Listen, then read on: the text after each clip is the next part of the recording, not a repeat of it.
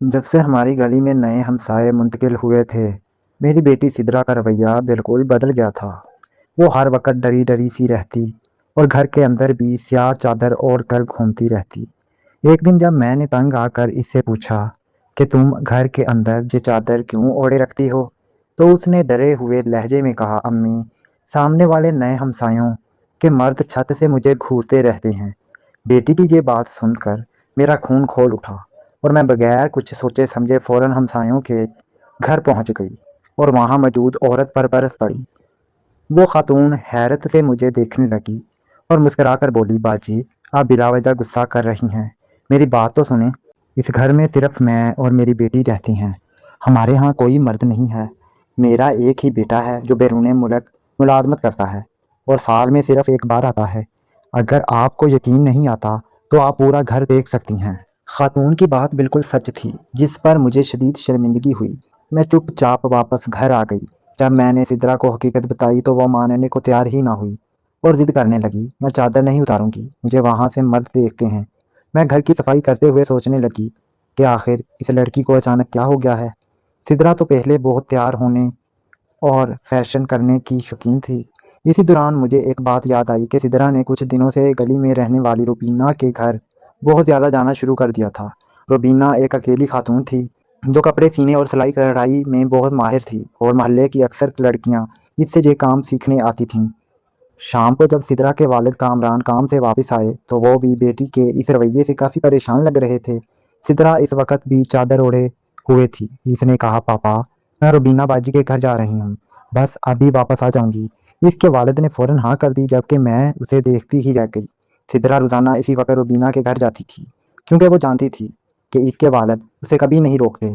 आज मैंने भी इसे नहीं रोका क्योंकि मैं खुद ये देखना चाहती थी कि आखिर रुबीना इसके जहन में क्या बातें डाल रही है जिससे मेरी बेटी का रहन सहन ही बदल गया है। मैंने अपने शोहर को खाना दिया और कहा, रात का अंधेरा हो रहा है, मैं सिद्रा को रुबीना के घर से ले आती हूँ, कहीं वो डर ना जाए। कामरान ने इजाज़त दे दी और मैं सिद्रा के पीछे रुबीना के घर की तरफ चल पड़ी। मैं जैसे ही रुबीना की गली में पहुंची तो सामने का मंजर देखकर हैरान रह गई। रुबीना और सिद्रा एक रिक्शे से नीचे उतर कर घर के अंदर जा रही थीं।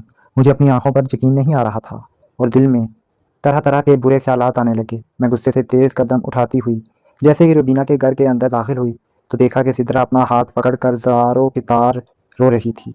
मैंने घबराकर पूछा, आखिर हुआ क्या है? तुम दोनों कहाँ से आ रही हो? रुबीना शर्मिंदगी और परेशानी के आलम में आगे बढ़ी और बोली, बाजी, सिद्रा मुझसे खाना बनाना सीख रही थी। आज काम करते हुए गलती से इसकी उंगली पर छुरी लग गई और गहरा कट आ गया। जख्म देखकर मैं घबरा गई और उसे फौरन करीब के क्लिनिक डॉक्टर के पास ले गई थी। डॉक्टर ने मरहम पट्टी कर दी है और कहा है कि 2-3 दिन में जख्म ठीक हो जाएगा।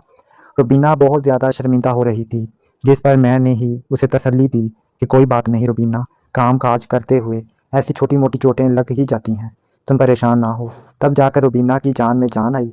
मैं सिद्रा को साथ लेकर घर वापस आ गई। वो अब भी काफ़ी डरी हुई थी और इसके आंसू रुक नहीं रहे थे। मैंने उसे प्यार से गले लगाया और समझाया कि इतनी सी चोट पर इस तरह नहीं रोते, क्योंकि कट इसके दाएं हाथ पर लगा था। इसलिए मैंने खुद अपने हाथों से इसे खाना खिलाया। खाने के बाद जब मैं इसे सुलाने के लिए इसके कमरे में लेकर गई तो मैंने प्यार से कहा, चलो अब ये चादर उतार दो ताकि तुम आराम से सो सको। मेरी बात सुनते ही सिद्रा घबरा कर फौरन पीछे हट गई और ज़ोर ज़ोर से सर हिलाकर बोलने लगी, नहीं अम्मी, मैं चादर ओढ़ कर ही सोऊंगी। मुझे खौफ लगता है कि कोई मुझे देख ना ले। मुझे इसकी इस बात पर गुस्सा तो बहुत आया, लेकिन इसके हाथ का जख्म देखकर मैं खामोश हो गई। इस रात मुझे बिल्कुल नींद नहीं आई। मैं अपनी जवान बेटी की इस हालत पर रात भर कड़हती रही कि मेरी हंसती मुस्कुराती बेटी को अचानक किसकी नज़र लग गई। अब तो इसकी शादी की उम्र थी। इस हालत में इससे कौन शादी करेगा? आखिरकार मैंने फैसला कर लिया कि मैं कल ही सिद्रा को किसी अच्छे जहन और नफ्सियाती डॉक्टर के पास लेकर जाऊंगी। शायद वही इसका इलाज कर सके और उसे समझा सके। सुबह मैं जल्दी उठी और नाश्ता बनाकर सिद्रा के कमरे में ले गई। मुझे यही फिक्र सताई जा रही थी कि बच्ची के हाथ में दर्द होगा और वो खुद नाश्ता नहीं कर सकेगी। लेकिन जैसे ही मैं कमरे में दाखिल हुई, सिद्रा ने घबराकर फौरन प्लेट मेरे हाथ से पकड़ ली और खुद ही जल्दी जल्दी निवाले बनाकर खाने लगी। मुझे इसका ये रवैया कुछ अजीब लगा। तभी मेरी नज़र इसके हाथ पर पड़ी तो मैं दंग रह गई। कल रात जो मरहम पट्टी इसके दाएं हाथ पर बंधी थी वो अब बाएं हाथ पर लपटी हुई थी। सिद्रा के हाथों से पट्टी गायब देखी तो खौफ से इसका रंग पीला पड़ गया और निवाला गले में अटक गया। मैं पानी लेकर वापस आई तो पट्टी दोबारा बंधी हुई थी। मुझे बेटी पर यकीन था, लेकिन रुबीना पर शक होने लगा। इसलिए मैंने इसकी असल हकीकत मालूम करने का इरादा कर लिया। मोहल्ले की औरतें रुबीना की बहुत तारीफ़ें कर रही थीं, लेकिन अजीब बात यह थी कि तब्दीली सिर्फ मेरी बेटी में आई थी। अब तो हद ये हो गई थी कि वो वॉशरूम जाते हुए भी चादर नहीं उतारती थी। अगली सुबह इसने परवीन बाजी के घर जाने के लिए बुर्का पहन लिया। किचन में वो रो रही थी तो इसने मुझे धक्का दे दिया और खुद को कमरे में बंद कर लिया। अरूज को गले लगाते वक्त जो अजीब एहसास मुझे हुआ, इसने मेरी जान निकाल दी और मैं खौफ के मारे ज़मीन पर बैठकर रोती रही। रात 11 बजे मैं चादर ओढ़कर परवीन के घर के बाहर खड़ी हो गई। तभी एक बड़ी गाड़ी आई और परवीन दुल्हन की तरह सजी हुई बाहर निकली। मैंने फ़ौरन टैक्सी करके इसका पीछा किया। गाड़ी एक ऐसे बदनाम इलाके में जा रुकी जहाँ शरीफ लोग जाना भी पसंद नहीं करते और मैं टैक्सी में बैठी हैरत से ये सब देखती रह गई। अचानक मेरी नज़र राशिदा की बेटी पर पड़ी। वो भी एक इमारत में ऐसे खड़ी थी जैसे इसमें रूह ही ना हो। मेरा दिल धक से रह गया और मैं रोने लगी। फिर मैंने ड्राइवर से कहा कि वापस चलें। हम वापस आ गए। इस रात मैंने इंगारों पर लूटते हुए गुजारी। अरूज की फिक्र और राशिदा की बेटी का गम मुझे अंदर ही अंदर खाए जा रहा था। मुझे समझ नहीं आ रहा था कि मैं क्या करूं। फिर मैंने एक हल सोचा। मैं अपने मोहल्ले वालों के पास गई, उन्हें सब कुछ बताया कि परवीन हर रात कहीं जाती है, हमें इसका पीछा करना चाहिए। सब लोग दंग रह गए, मगर फिर भी उन्होंने मेरी बात मान ली। हम रात के 11 बजे सड़क किनारे खड़े हो गए और परवीन गाड़ी में बैठकर हमारे सामने से गुजर गई। हमने इसका पीछा किया और सब मोहल्ले वालों ने इसकी हकीकत अपनी आंखों से देख ली। मैंने इन्हें रास्ता की बेटी भी दिखा दी। मोहल्ले वालों का खून खोल उठा। वो चाहते थे कि अभी इसे पकड़कर पुलिस के हवाले कर दें, मगर मैंने उन्हें समझाया कि ऐसे लोग खतरनाक होते हैं, हमें समझदारी और होशियारी से काम लेना होगा। मैंने उन्हें एक लाहा अमल बताया। इस बार भी सब ने मेरी बात मान ली। हम वापस आ गए। अगले दिन हम सब मिलकर परवीन के घर गए। मैं आगे बढ़ी और कहा, परवीन, हम सब तुम्हारी हकीकत अब जान चुके हैं। हमने अपनी आंखों से देखा है कि राशिदा की बेटी वहाँ है। अगर तुम जहाँ से सही सलामत निकलना चाहती हो तो उसे वापस बुलवा लो, वरना हम तुम्हें नहीं छोड़ेंगे। परवीन घबरा गई। पहले तो वो मुकर गई, मगर आखिरकार मान गई। इसने अपने आदमियों को फ़ोन किया और राशिदा की बेटी को वापस बुलवाया। हमने पहले ही पुलिस को इतला दे दी थी। परवीन और इसके आदमियों को गिरफ्तार कर लिया गया।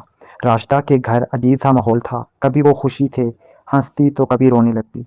इसकी बेटी के माथे पर एक बड़ा दाग लग चुका था। जब मैं घर वापस आई तो बाथरूम के बाहर अरूज का बुर्का पड़ा हुआ था। वो बाथरूम में थी। मैंने मौके का फ़ायदा उठाया और इसका बुर्का धो दिया। अरूज को इल्म नहीं था कि मैं घर आ चुकी हूँ। जब वो बाहर निकली तो मुझे देखकर डर गई, जबकि मैं तो बेहोश होते होते बची। मेरे सामने अरूज खड़ी थी, जिसका पेट 9 महीने की हामला औरत की तरह बाहर निकला हुआ था। मैं रोते हुए बोली, अरूज ये क्या है? वो बोली, अम्मी मुझे बहुत दर्द होता है, सारी रात नींद नहीं आती। मैंने परवीन बाजी को अपना पेट दिखाया तो वो बोली कि तुम हामला हो। अम्मी, मैं नहीं चाहती कि किसी को मेरे हमल का इल्म हो और मेरे बाप की इज्जत ख़त्म हो जाए। मैं कुछ बोलने के काबिल नहीं रही थी। अरूज रोते हुए बोली, अम्मी मुझे बचा लें, मैं ये बच्चा पैदा नहीं करना चाहती। मेरा दिल चाह रहा था कि मैं अरूज को मार डालूं, मगर मैं ममता के हाथों मजबूर थी। इसके रोने से मुझे तकलीफ़ होती थी। मैंने पूछा, तुमने किससे निकाह किया है? वो रोते हुए नफ़ी में सर हिलाने लगी। वो बोली, अम्मी निकाह तो बहुत दूर की बात है, मैंने तो आज तक किसी लड़के से बात भी नहीं की। अब मैं चौंक गई। मैंने कहा, भाई ये कैसे मुमकिन है? वो बोली, अम्मी मुझे कुछ नहीं पता, बस मुझे परवीन बाजी ने कहा था। जिस दिन मैंने हाथ के जख्म का ड्रामा किया था, वो मुझे अपने साथ डॉक्टर के पास ले गई थी। तब मेरा पेट बहुत कम निकला हुआ था। डॉक्टर ने कहा था कि मैं हामला हूँ, मुझे किसी लेडी डॉक्टर के पास जाना चाहिए। तब मैं बहुत डर गई थी। परवीन बाजी ने मुझे कहा था कि वो मुझे अपने दूसरे घर ले जाएंगी और वहाँ मेरी डिलीवरी करवा देंगी। मैं जान गई थी कि वो मेरी बेटी को अपने साथ क्यों ले जाना चाहती थी। फिर मैंने अरूज के बुर्के के सूखने का इंतज़ार किया और उसे अपने साथ हॉस्पिटल ले गई, जहाँ चेकअप के बाद पता चला कि अरूज हामला नहीं थी, बल्कि इसके पेट पर रसोली थी, जो दिन ब दिन बढ़ती ही जा रही थी और अब वो इस कदर बढ़ चुकी थी कि इसकी जान को भी खतरा था।